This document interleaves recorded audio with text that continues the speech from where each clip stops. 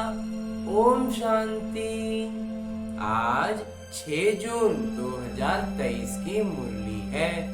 बाबा कह रहे मीठे बच्चे अशरीरी बनने की मेहनत करो। अशरीरी अर्थात कोई भी दैहिक धर्म नहीं, संबंध नहीं, न संबंध न कोई धर्म। अकेली आत्मा बाबा को याद करती रहे।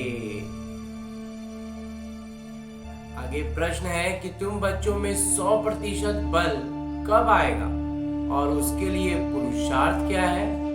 उत्तर बतलाते हैं मेरे बाबा कि तुम बच्चे जब याद की दौड़ लगाते अंतिम समय पर पहुंचेंगे तब 100% बल भी आ जाएगा। उस समय किसी को भी समझाएंगे तो फौरन तीर लग जाएगा। इसके लिए देही अभिमानी बनने का पुरुषार्थ करो, यानी आत्म अभिमानी बनने का पुरुषार्थ करो। अपने दिल दर्पण में देखो कि पुराने सब खाते याद द्वारा भस्म किए हैं। सारी बातें कुछ भी याद में न रह जाए। कौन सी बात थी, कैसी बात थी, सचमुच में जब अपने भीतर खुद को ये महसूस हो जाए कि हमको तब याद ही नहीं है, तब हुआ कि सब धर्म, सब दैहिक धर्म छूट रहे हैं, सब भूल रहे हैं। गीत है तू प्यार का सागर है, तू प्यार का सागर है। ओम शांति। अब बच्चे जानते हैं अल्फ यानी बाबा आए हुए हैं। गायन भी है ना, बाबा से एक क्षण में जीवन मुक्ति अर्थात स्वर्ग की बादशाही मिलती है, क्योंकि बाबा है स्वर्ग के रचयिता। क्षण में जीवन मुक्ति बाबा से ही मिलती है। मनुष्य से मनुष्य को नहीं मिलती। बच्चा पैदा हुआ और वारिस बना। पहले पहले जब कोई आते हैं तो उनसे फॉर्म भराया जाता है कि आत्मा के पिता कौन। कहा भी जाता है जीव आत्मा, पुण्य आत्मा, पाप आत्मा, हर तरह की आत्मा के साथ सब कुछ जुड़ता है। लेकिन ऐसा नहीं कहा जाता कि जीव परमात्मा, पाप परमात्मा, पुण्य परमात्मा नहीं। महाआत्मा, पुण्य आत्मा कहा जाता है कि जो भी अच्छा बुरा जो भी जुड़ा जाता है सब आत्मा के साथ जुड़ा जाता है। गाया भी जाता है कि आत्मा परमात्मा अलग रहे बहुकाल। तो जरूर परमात्मा को ही आना है दुख से मुक्त करने। तो पहले पहले कोई आए तो उनसे फॉर्म भराया जाता है कि तुम्हारे आत्मा का पिता कौन है और शरीर का पिता कौन है। दो चीज अलग अलग है, मैं और मेरा। मैं आत्मा और मेरा शरीर। अहम आत्मा का रहने का स्थान कहाँ है? फिर तुम्हारी आत्मा के पिता कौन है? ऐसे नहीं कहा जाएगा कि परमात्मा के पिता कौन है। पहले अल्फ को जानना है, वो है सत्य, ज्ञान के सागर, वो सबके पिता हैं। कोई मनुष्य जज आदि को भी पता नहीं कि हम आत्मा है। जब वो किसी भी ओहदे पर रहे उससे कोई फर्क नहीं पड़ता है, उसको पता ही नहीं है कि वो एक आत्मा है। आत्मा ही शरीर के अंगों द्वारा कहती है कि मैं जज हूँ, मैं सर्जन हूँ। आत्मा अभिमानी एक बाबा ही, आत्म अभिमानी एक बाबा ही बनाते हैं। अभी तुम जानते हो कि हम आत्मा हैं और ये बात हमारी बुद्धि में, हमारी स्मृति में निरंतर है। बाकी ये सब शरीर के संबंध हैं। शरीर के संबंध में भी ये माँ, ये पिता लगते हैं। आत्मा के संबंध में तो सब भाई भाई हैं। शरीर के संबंध से 50 रिश्ते हैं, लेकिन आत्मा के नजर से देखेंगे, आत्मा के नजरिए से देखेंगे तो सब भाई भाई हैं। सब आत्मा है और सब आत्मा एक दूसरे के भाई भाई। पहले तो ये समझाना चाहिए। गाया भी जाता है कि क्षण में जीवन मुक्ति का वर्षा। तो जीवन मुक्ति देने वाले कौन है? सतयुग में ही जीवन मुक्ति, कलयुग में है जीवन बंधन। तो ये भी समझाना पड़े। तो यहाँ फॉर्म भराने का फायदा बड़ा अच्छा है। एक बार स्मृति आ जाती है सारी बातों की। तुम बच्चे जानते हो हम आत्माओं के पिता का यहाँ यादगार है। वह निराकार हम आत्माओं के पिता हैं। हम साकार हैं और निराकार की भी यादगार है। तो जरूर आए होंगे ना, तब तो उनका यादगार है। पतित को पावन बनाने वाले, पुराने को नया बनाने वाले। दुनिया नई से फिर पुरानी होती है, दुनिया तो एक ही है। जरूर दुनिया के रचयिता भी एक ही होंगे, दो तो हो ना सके। तो गॉड इज क्रिएटर, जो परमपिता परमात्मा है वो रचयिता है। वो पुरानी दुनिया को नया बनाते हैं। नई दुनिया अथवा भारत स्वर्ग था। गॉड इज वन, और भगवान ईश्वर एक है, और विश्व भी, सृष्टि भी एक है। उसी में सतयुग था और अब कलयुग है। प्राचीन भारत था तो जरूर नई दुनिया रचने वाले भारत को नया बनाएंगे। पहले जब कोई आते हैं तो उनको ये राज समझाना है कि तुम आत्मा हो और आत्मा पुनर्जन्म लेती है। ये तो सबसे बेसिक, सबसे शुरुआती बात है। बाबा आकर देही अभिमानी बनाते हैं। मैं जज हूँ, मैं बैरिस्टर हूँ, अथवा मैं क्रिश्चियन धर्म का हूँ। ये सब शरीर के धर्म। आत्मा अशरीरी है तो कोई संबंध नहीं है, कोई धर्म नहीं है। आत्मा अलग, कर्मातीत हो जाती है। कर्मों से अतीत, कर्म उसके सारे अतीत में रह जाते हैं। आत्मा ऊपर उठ जाती है। फिर नए सिरे से माता पिता आदि संबंध बनते हैं। चोला बदला, किरदार बदला, माता पिता सब नए बन जाते हैं। आत्मा पुनर्जन्म लेती रहती है। वास्तव में आत्मा निराकार है। निराकारी दुनिया में रहती है। फिर आत्मा शरीर धारण करती है तो कहते हैं मेरा नाम रूप है, ये मेरा नाम है, ये मेरा रूप है। अब बाबा बैठ बच्चों को समझाते हैं कि तुम अपने को आत्मा समझो। तुमको वापस जाना है। तुमने 84 जन्मों का किरदार निभाया है। तुम बैरिस्टर बने, राजा बने।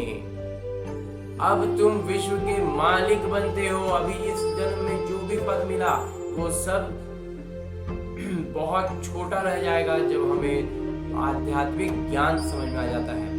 बाबा कहते हैं हम विश्व का मालिक बनते हैं। आत्माओं से बात परमपिता परमात्मा ही कर सकते हैं। ये बातें कोई की बुद्धि में है ही नहीं। वो तो कह देते आत्मा सो परमात्मा, आत्मा परमात्मा को फिर एक कर देते हैं। बाबा आकर सृष्टि के चक्र का राज समझाते हैं। अभी तुम जानते हो कि बरोबर हमने 84 जन्मों का चक्र लगाया है। ये अंतिम जन्म है, वापस घर जाना है। मनुष्य कोशिश भी मुक्ति धाम में जाने की करते हैं। हम आत्मा मुक्ति धाम की रहवासी हैं, परंतु देह अभिमान होने के कारण जानते ही। हम आत्मा निराकारी दुनिया में रहते हैं। वहां से आए हैं किरदार निभाने। अब भगवान को याद करते हैं। भगवान के पास जाने के लिए, भगवान को ढंग से जानते ही नहीं है, पहचानते ही नहीं है, और भगवान के पास जाने के लिए 50 तरह के प्रयत्न करते रहते। तो पहले ये समझना है कि आत्मा और शरीर दो चीजें हैं। पहले कुछ ज्ञान के कंसेप्ट को क्लियर करना होगा। तो आत्मा में मन बुद्धि है, चैतन्य है। आत्मा अविनाशी है, शरीर तो विनाशी है। सब आत्माओं के पिता वो निराकार परम पिता परमात्मा है, ज्ञानवान। उनको ही गीता का भगवान कहा जाता है। सब भक्तों का प्यार है, प्यार के सागर परमात्मा से। परमपिता परमात्मा से सब भक्तों का प्यार है। भक्तों को कितना खींचते हैं। भगवान तो एक होने चाहिए ना। इतने सब भक्त हैं और सभी के सभी पतित हैं। पतित पावन को याद करते हैं तो जरूर एक निराकार ही होंगे ना। बाकी सब उनकी रचना है। ब्रह्मा विष्णु शंकर भी रचना है। मनुष्य सृष्टि भी रचना है। ऊंच से ऊंच बाबा परम धाम के रहने वाले हैं। जैसे आत्मा सितारा है वैसे ही परम पिता परमात्मा भी सितारा है। बच्चों को समझाया है कि विश्व भी एक है और उसी को रिपीट होना है। जो भी धर्म है सबको चक्र लगाना है। सब कलाकार किरदार अपना अपना निभाते हैं। कोई का भी किरदार बदल नहीं सकता, तो किरदार बजाना ही है। पहले पहले ये समझाना बहुत जरूरी है कि आत्मा के पिता कौन है। कहते हैं ओ गॉड फादर। ये किसने कहा? आत्मा शरीर द्वारा बोलती है। आत्मा के पिता परम पिता परमात्मा है। ये है मुख्य बात। सबसे मुख्य बात तो बस यही है। तुम्हें कोई से ज्यादा बहस आदि करनी नहीं है ही एक क्षण में जीवन मुक्ति की बात। बाबा बच्चों को समझाते हैं, बच्चे तुम आत्म अभिमानी बनो, देही अभिमानी बनो। इस समय यह पतित दुनिया है। गॉड फादर को न जानने के कारण अनाथ बन पड़े। अपने पिता से छूट गए, बिछुड़ गए तो अनाथ ही हो गए ना। तो सतयुग में तो प्रारब्ध भोगते हैं। वहां बाबा को याद करने की कोई दरकार ही नहीं है। लेकिन याद दरकार नहीं, क्योंकि सुख में हो जाते हैं। दुनिया को ये पता ही नहीं है कि भारतवासियों को बाबा से प्रारब्ध मिलती है। भारत स्वर्ग बन जाता है, नरक बनाने वाला है रावण। भारत को नए से फिर पुराना होना ही है।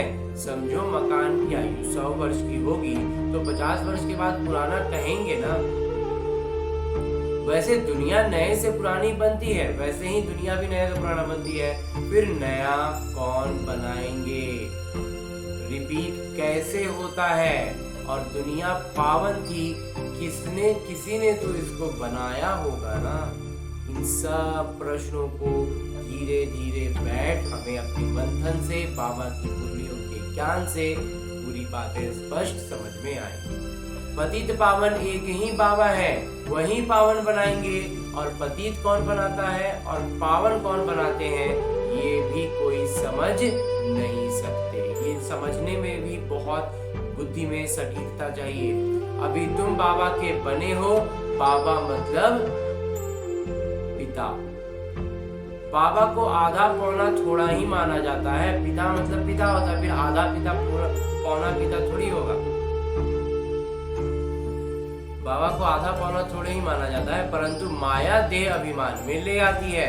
थोड़ा बहुत मानते हैं, कहते हैं ना हम थोड़ा बहुत मानते हैं। तो मेहनत सारी अशरीरी बन बाबा को याद करने में। नहीं तो माया बड़ी दुश्मन है। याद के बल से ही तुम राज्य लेते हो। याद करने की अपनी क्षमता, अपनी बुद्धि में निरंतरता होगी बाबा के प्रति, ज्ञान के प्रति, तो हम धीरे धीरे मजबूत होते चले जाएंगे। और नहीं कर पाएंगे तो हम राज्य नहीं ले पाएंगे। माया वहीं पर मार करती है। याद द्वारा ही तुम बाबा से वर्षा लेते हो। याद का ही बल है। बाबा कहते हैं देह सहित सभी संबंधों को भूल मेरे को याद करो, क्योंकि मेरे पास वापस आना है। सतयुग है जीवन मुक्त, कलयुग है जीवन बंधन। 5 विकारों रूपी रावण का बंधन है, वहां ये होता ही नहीं है। तो बाबा आकर मुक्त करते हैं। तुम जानते हो भारत में सर्वोच्च शांति समृद्धि थी, अब नहीं है। तो जरूर सुप्रीम फादर परम पिता परमात्मा ने स्थापन किया होगा, आए होंगे, संगम पर आकर भारत को जीवन मुक्त बनाते हैं। बाकी सब धर्म तो बाई प्लॉट्स है, मतलब सब उससे निकली हुई शाखाएं हैं। ये भारत सबसे प्राचीन है। नए भारत में देवी देवताओं का राज्य था, एक धर्म था, उसको स्वर्ग कहा जाता है। तो पहले बाबा का परिचय देने से फिर बहस नहीं करेंगे। पहले बाबा का परिचय देंगे तो ज्यादा बहस फिर नहीं करेंगे। बाबा तो सत्य ही बताते हैं, उनकी है श्रीमत और अगली है ब्रह्मा की मत। जरूर बाबा से ब्रह्मा को मत मिलती है। ब्रह्मा बाबा अब रात में हैं, दिन में थे पहले जब स्वर्ग होता है तो उसमें दिन में थे, अभी क्या है ब्रह्मा बाबा भी रात में है। तो ब्रह्मा का दिन और ब्रह्मा की रात, तो ब्रह्मा कुमार कुमारियों का भी दिन और रात। जब ब्रह्मा बाबा के लिए दिन रात है तो हम ब्राह्मणों के लिए भी तो भी रात से है, और हमें भी पुरुषार्थ करके सुबह का पूरा पूरा सुख लेना है। प्रजापिता ब्रह्मा की रात तो जरूर बच्चों की भी रात होगी। तो बाबा समझाते हैं कि मैं आता हूँ ब्रह्मा के मुख से पहले पहले ब्राह्मणों को रचता हूँ। ब्राह्मण वर्ण चाहिए, ये यज्ञ रचा है ना, यज्ञ रचे तो उसमें तो ब्राह्मण ही चाहिए। तो श्री कृष्ण यज्ञ नहीं कहेंगे, ये है रुद्र ज्ञान यज्ञ। रुद्रमाला बाबा शिव बाबा ने इस समय यज्ञ रचा है। ये बैठ बाबा पढ़ाते हैं, ये बात बाबा बैठ के पढ़ाते हैं कि बच्चे हम तुमको नर से नारायण और राजाओं का राजा बनाते हैं।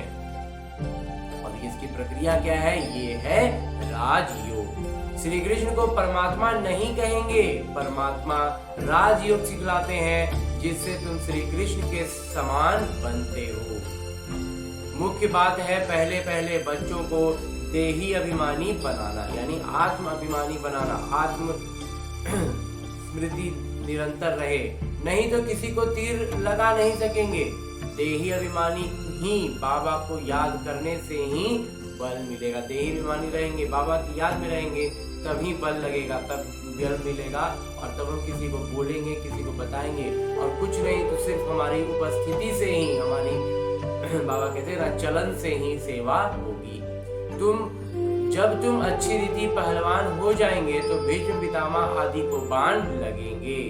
धीरे धीरे होना है, धीरे धीरे रे मना सब कुछ धीरे हुए।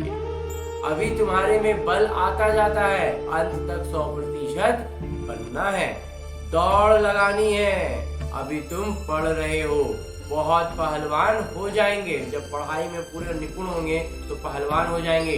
समझाना चाहिए कि तुम जो जीवात्मा हो, परमात्मा तो पिता एक है। फिर तुम लोग आत्मा सो परमात्मा क्यों कहते हो? पतित पावन परमात्मा तो एक ही है, तुम तो पुनर्जन्म लेने वाले हो। परमात्मा को तो अपना शरीर है नहीं, वो है रुद्र शिव। मनुष्य को परमात्मा कह नहीं सकते, आत्मा के शरीर का नाम पड़ता है। आत्मा तो सबकी एक जैसी है। कहीं आत्मा ने बैरिस्टर का शरीर लिया है तो बाकी ऐसा नहीं कि आत्मा कुत्ता बिल्ली आदि बनता है। वो मनुष्य में ही ऊपर नीचे बहुत है, कोई बहुत अमीर है, कोई बहुत गरीब है। वो मनुष्य में ही श्रेणी ऊपर नीचे होगी, लेकिन कोई दूसरे जानवर में वो आ जाए ऐसा नहीं है। बाबा कहते हैं लाडले बच्चे, मनुष्य ही बनते हैं, जानवरों की वैरायटी अलग है। इस समय मनुष्य जैसे जानवर से भी बदतर हो गए हैं, वो अलग बात है। माया ने खाना खराब कर दिया है नाटक अनुसार।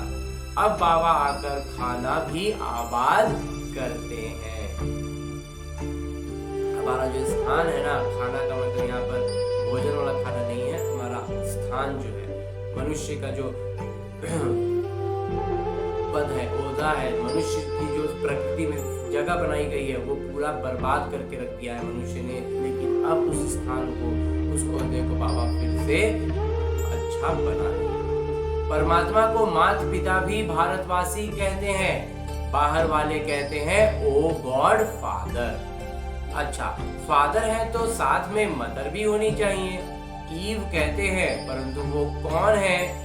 ईव किसको कहा जाए?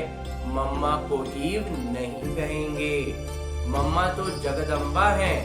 ईव इनको यानी ब्रह्मा ही कहेंगे, क्योंकि इनके मुख द्वारा रचे, तब तो माता पिता सिद्ध हो। एक को ही माता पिता कहा जाता है, जगत अम्बा को भी माँ होनी चाहिए। वो भी ह्यूमन है, वो भी इंसान है। तो ये सब बातें धारण तब हो जब निरंतर देही अभिमानी बनने का पुरुषार्थ करें। याद नहीं तो धारणा नहीं हो सकती। माया बड़ी जबरदस्त है, याद नहीं करेंगे तो घूंसा मारती रहेगी, इतना चोट मारेगी, इतना चोट मारेगी कि छूट छूट जाएगा ज्ञान। 10-12 वर्ष वाले का भी माया घूसा मार देती है, मुंह फिरा देती है। इतना चोट लगता है कि फिर माया की तरफ ही चले जाते हैं, बाबा को ही छोड़ देते हैं, भूल जाते हैं। फिर कहते हैं तकदीर में नहीं था। गीत है ना, आए हैं तकदीर बना करके।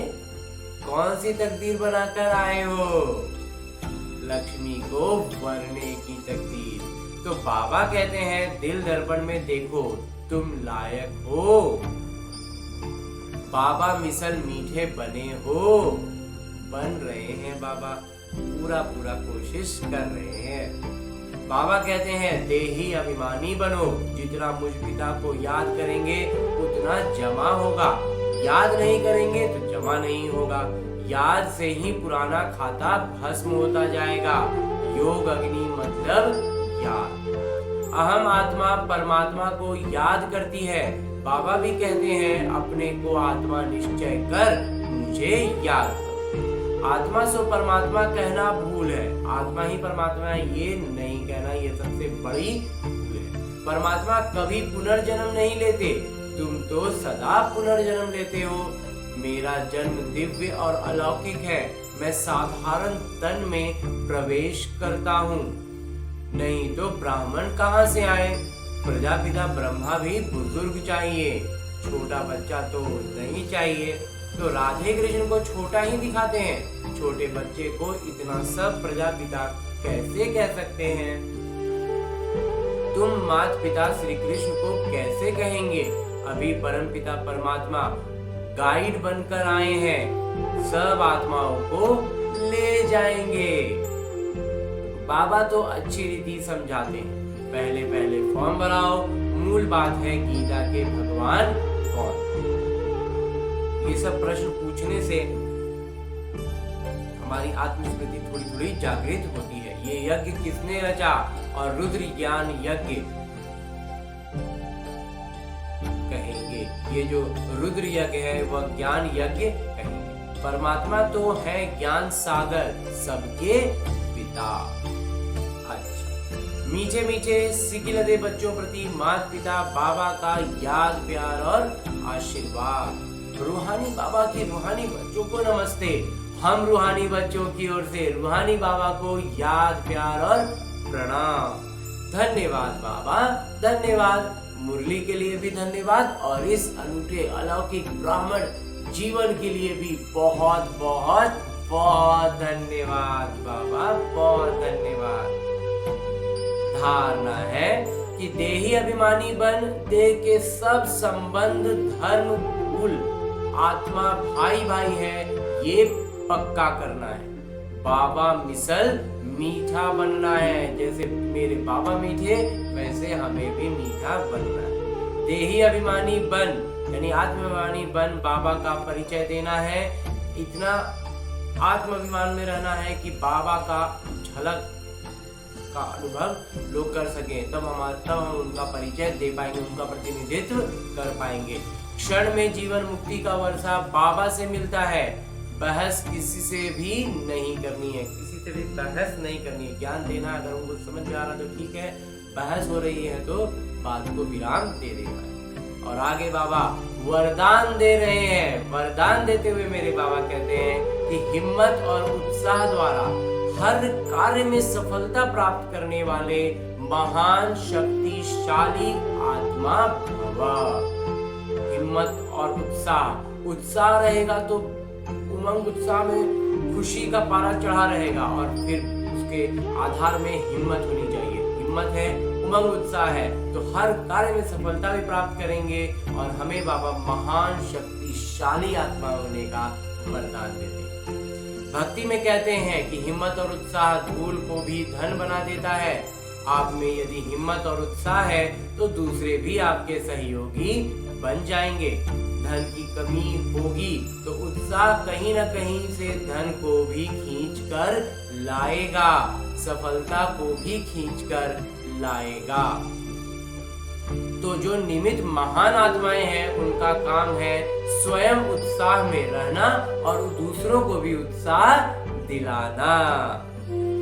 जब अभी आप ऐसे उत्साह में रहो तब जड़ चित्रों में सदा मुस्कुराता हुआ शक्तिशाली चेहरा दिखाते हैं। अभी हमारा चैतन्य में निरंतर उत्साह में रहेंगे, खुशी में रहेंगे, हिम्मत में रहेंगे, तो हमारा ये जो शक्तिशाली चेहरा होगा, इसी का नाम मूर्ति बनाकर बनाया जाता है, मूर्ति बनाकर दिखलाते हैं।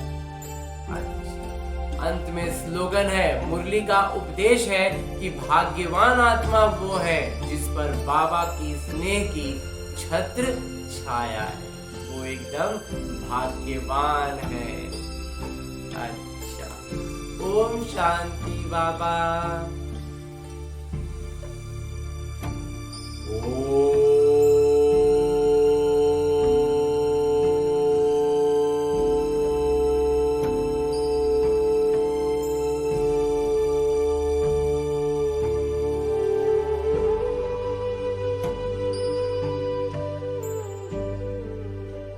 शांति।